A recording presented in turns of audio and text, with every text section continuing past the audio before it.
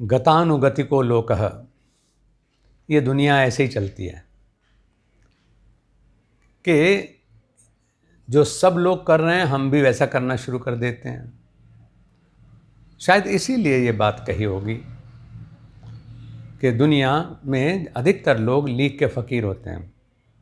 एक व्यक्ति कोई बात शुरू करता है और हम सब उसको बिना विचारे स्वीकार करते चले जाते हैं, अपनी बुद्धि विवेक का प्रयोग करने में कहीं हम चूक जाते हैं। ऐसा तो समाज भेड़ कहलाता है, क्योंकि मैंने भेड़ों को ही ऐसे देखा है जो सिर्फ सिर नीचे किए हुए बस चलती चली जाती हैं, एक के पीछे एक, भले ही सामने कुएं में ही क्यों ना गिरती चली जा रही हों। ऐसा समाज जागृत समाज नहीं कहलाता। और ये जो गतानुगतिको लोकः वाला सिद्धांत है, ये हर जगह लागू होता है। परंपराएं बन जाती हैं और बिना सोचे समझे बन जाती हैं। अब आज विजयदशमी पर्व को ही ले लें। बुराई पर अच्छाई की जीत का नाम विजयदशमी है, झूठ पर सत्य की जीत का नाम विजयदशमी है, या दीपावली को कहते हैं अंधियारे पर प्रकाश की जीत का नाम दीपावली है। बहुत छोटा मूल्यांकन है ये। क्या सत्य की जीत के लिए झूठ का होना जरूरी है? क्या अच्छाई को स्थापित करने के लिए बुराई का होना जरूरी है? जब बुराई का उन्मूलन ही हो गया तभी तो सत्य बचेगा। तो क्या हम ऐसा नहीं सोच सकते कि यत्र धर्मस्ततो जय, जहां धर्म है वहां जीत है, तो वहां बुराई का जिक्र कहां? ये तो श्रीमद् भगवद गीता में भी नहीं कहा भगवान कृष्ण ने कि धर्म की जय के लिए अधर्म का होना जरूरी है। यत्र धर्मस्ततो जय, भगवान कृष्ण तो चाहे वो भागवत को उठा लें, चाहे श्रीमद् भगवद गीता को उठा लें, हाँ ये तो उन्होंने कहा कि जब जब अधर्म बढ़ता है और धर्म से लोग विमुख होते हैं तब मैं प्रकट होता हूं। और वो प्रकट ज्ञान रूप में ही होते हैं, रोशनी के रूप में होते हैं, प्रकाशित करते हैं हमारी बुद्धियों को। आज विजयदशमी को हम happy Dussehra, happy Holi, happy Diwali, ये सब कहाँ से आते चली जा रही हैं चीज़ें? निश्चित रूप से जब हम अपने स्वरूप को नहीं जानते तब ही हम कोई और सहारा लेकर के अपना जीवन चलाते हैं। इतने लंबे समय की जो दास्ता हमारी रही, तो उसमें हमें अंग्रेजियत को जोड़ने में अपने आप को ऐसा महसूस करने का मौका मिलने लगा जैसा कि हम एडवांस्ड हैं, जबकि ऐसा है नहीं।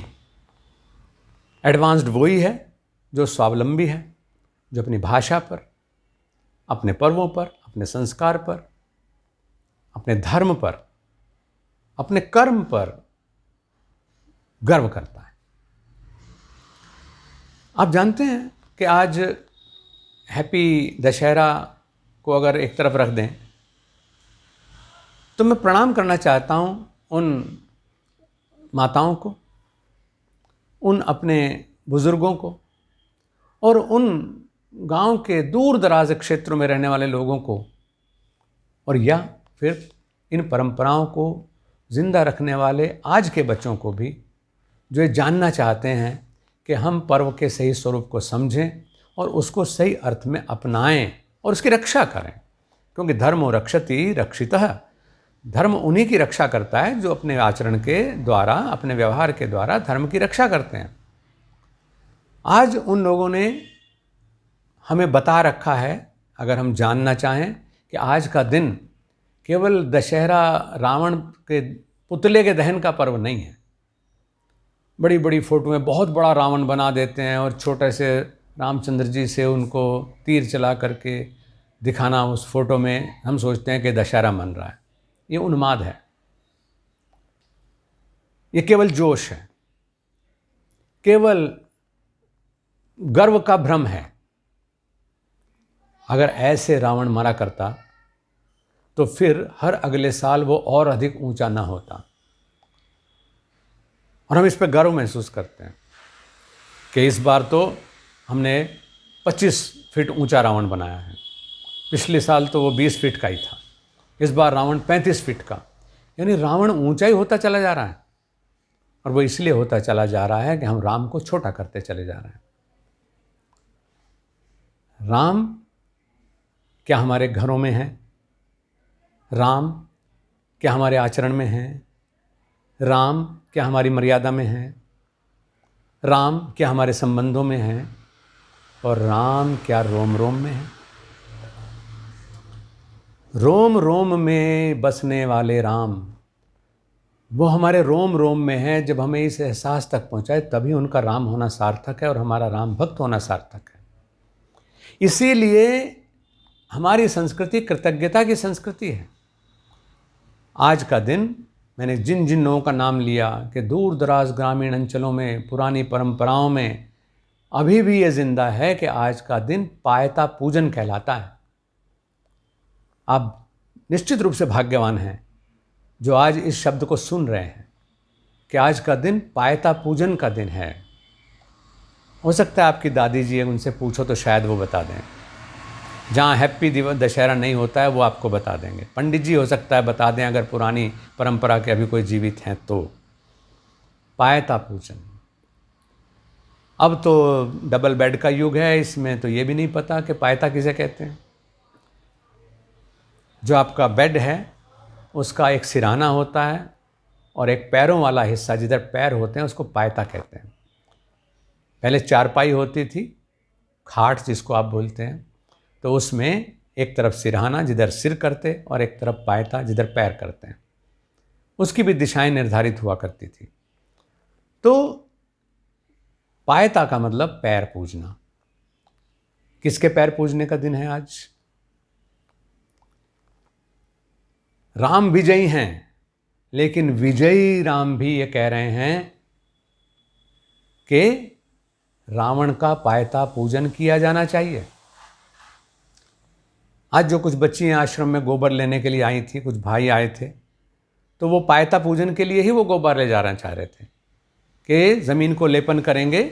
आज भी अगर किसी कोई मिट्टी घर में हो जाए, यानी किसी का शरीर पूरा हो जाए, तो भले ही कितना आपका बढ़िया मार्बल का फर्श हो तो भी गाय के गोबर से उसको लीपा जाता है, उस पर शरीर रखा जाता है। आज भी अगर हम प्रतीक चिन्ह बनाते हैं, चाहे हम वो मूर्ति गणेश जी की बना रहे हों, चाहे राम जी की बना रहे हों, चाहे किसी महापुरुष की बना रहे हैं, दुर्गा की बना रहे हैं, तो वो मिट्टी और गोबर से बनाई जाती है। तो गोबर का पायता पूजने के लिए, यानी पहले गोबर से लिपाई होगी और फिर उस गोबर से ही रावण का पुतला बना करके, यानी रावण की आकृति ज़मीन पे बना करके तब पायता पूजन होता है। उसे पूरा दशानन है तो 10 गाय के गोबर से पिंड बना करके, उपले बना करके वो रखे जाते हैं। और जैसे डेड बॉडी को आज भी जब घर में रखते हैं तो उसके चारों तरफ हल्दी छिटक दी जाती है कि ताकि प्रदूषण न फैले, शुचिता बनी रहे। ऐसे आज भी जब पायता सजाया जाता है, यानी वो जो रावण का पुतला डाला गया है, बनाया गया है, उसको आज भी उसी परंपरा में गोबर के बनाने के बावजूद भी उसके चारों तरफ हल्दी से उसको सुरक्षित करते हैं। और वहाँ पर हम उसके पैरों की तरफ बैठ करके उसकी उपासना करते हैं। मैं ये नहीं कहता कि राम को हम त्याग दें और रावण को अपना लें, लेकिन नहीं, हमें राम और रावण दोनों को ही अपनाना होगा, क्योंकि रावण की ऊंचाई भी हम नहीं छू पाए, राम की तो छू ही नहीं पाए। रावण की ऊंचाई ये है कि रावण अपना शरीर त्याग करते समय भगवान राम से मुस्कुरा करके कहते हैं कि राम, मैंने अपने जीते जी आपको लंका में प्रवेश नहीं करने दिया, लेकिन ये मेरी उपलब्धि है कि मुझे प्राप्त करने के लिए, मुझे इस लोक से ले जाने के लिए अगर आप भगवान हैं तो आप स्वयं आए हैं। और अब मैं आपके लोक में जा रहा हूं तो आप मुझे रोक नहीं सकते हैं। यानी रावण भी स्वर्गिक जीवन का, अलौकिक जीवन का प्रतीक है। और वही राम जिस समय रावण का देहांत हुआ, महात्मा रावण का, महापंडित रावण का, महान वैज्ञानिक रावण का, महान दार्शनिक रावण का, 4 वेद 6 शास्त्र के ज्ञाता रावण का, दुनिया को शिव के सबसे बड़े भक्त के रूप में अपना परिचय कराने वाले रावण का, शिव तांडव स्तोत्र की रचना करने वाले रावण का जब वध हुआ तो उस समय लक्ष्मण राम नहीं थे। लक्ष्मण लक्ष्मण है, राम राम है। लक्ष्मण इस बात पर गौरवान्वित है कि हमने भैया ने रावण को वध कर दिया, लेकिन राम मर्यादा पुरुषोत्तम है। राम कह रहे हैं लक्ष्मण से कि ये अवसर है कि महाप्रयाण करने से पूर्व तुम रावण से, महात्मा रावण से कुछ शिक्षा ले लो, ज्ञान ले लो, रहस्य समझ लो जीवन का। तो वो तो अपने उत्साह में रावण के सिरहाने की तरफ ही खड़े हुए थे। उन्होंने कहा कि ठीक है, मैं सीख लेना चाहता हूँ, लेकिन रावण बोले नहीं। राम उसको कहते हैं लक्ष्मण को कि हे लक्ष्मण, सम्मान करना सीखो विद्वान का। रावण ऐसे ही तुम्हें ज्ञान क्यों देने लगे? सुपात्र को देंगे, आप पायता पूजो, यानी उनके पैरों की तरफ आ करके उनका स्वागत करो, उनको सत्कार करो, उनसे रहस्य जीवन की याचना करो, तब वो आपको बताएंगे। गुरु से ज्ञान रिवॉल्वर की नोक पे नहीं लिया जा सकता। और वही हुआ, जब वो पैरों की तरफ आए, करबद्ध होकर के खड़े हुए, तब मरने से पहले रावण ने उनको 3 बातें बताई। उस पर एहसान किया उन्होंने, क्योंकि वो सुपात्र थे, और उनको 3 बातें बताई। पहली बात तो उन्होंने बताई कि शुभ कार्य को करने में कभी देर मत करो ना। क्योंकि कोई शुभ संकल्प आया है, कोई जिज्ञासा आई है, तो उसका समाधान तत्काल करने की कोशिश करना। क्योंकि यदि मैं पहले ही जान जाता कि राम कौन है, मैंने उनको जानने की कोशिश की होती, तो फिर इतना बड़ा लंका कांड ना हुआ होता। दूसरी बात उन्होंने बताई कि शत्रु को कभी भी छोटा नहीं समझना। कह रहे मैं इनको बंदर ही समझता रहा, वानर दल समझता रहा, सोचता रहा कि मेरे सामने ये क्या रखते हैं औकात। मैं तो पुष्पक विमान वाला, विमान शास्त्र की रचना की रावण ने, इतना बड़ा वैज्ञानिक हूँ, इतना महाप्रतापी हूँ, कैलाश उठाने वाला रावण हूँ, ये सब तो कुछ भी नहीं है मेरे सामने। शत्रु को कम तर आंका तो उसी शत्रु ने पूरी लंका जला डाली। और इसी श्रृंखला में वो फिर तीसरा उपदेश देते हैं कि अपने रहस्य को रहस्य ही रहने दो, किसी को मत बताओ। अगर नाभि में अमृत कुंड का रहस्य उन्होंने अपने भाई के साथ साझा न किया होता तो रावण को पराजित होने का ये दिन ना आता। तो इसलिए जो आपका रहस्य है उसको रहस्य ही रहने दें, उसे किसी के साथ कभी साझा ना करें। तो ये जो ज्ञान देने वाला महात्मा रावण है, उसका आज हम पूजन करते हैं कि उसकी विद्वत्ता को प्रणाम है। लेकिन हर असफलता का एक ही अर्थ होता है कि सफलता के लिए की गई कोशिश में कुछ कमी रह गई। उस कमी को दूर करने का प्रयास हमें करना चाहिए। हम लोग न राम की ऊंचाई को छू पा रहे हैं, न रावण की साधना की गहराई को छू पा रहे हैं। हम केवल पुतले जलाने का काम करते हैं, इससे वो दोनों हमें कुछ देने वाले नहीं हैं। हाँ, परंपरा ज़रूर रहेगी। यहाँ तक कि चाणक्य ने भी रावण के इस तीसरे सत्य को स्थापित करते हुए कहा कि किसी रहस्य को अगर हम स्वयं ही रहस्य नहीं रख सकते, आप देखते हैं आज समाज में क्या होता है। देख बहन, मैं तुझे बता रही हूँ, किसी को बताना मत, तू मेरा दोस्त है, बस तेरे से मैं शेयर कर रहा हूँ इस बात को, किसी और को मत कहना। तो चाणक्य कहते हैं कि जब तुम अपने आप ही किसी सीक्रेट को सीक्रेट नहीं रख सके तो कैसे उम्मीद कर सकते हो कि दूसरा व्यक्ति उसको सीक्रेट रखेगा। तो यही स्थिति हुई कि विभीषण के वजह से रावण वध की स्थिति आ गई। तो हम इन पर्वों से बहुत कुछ सीखें और सही मायने में आज पायता पूजन हम करें।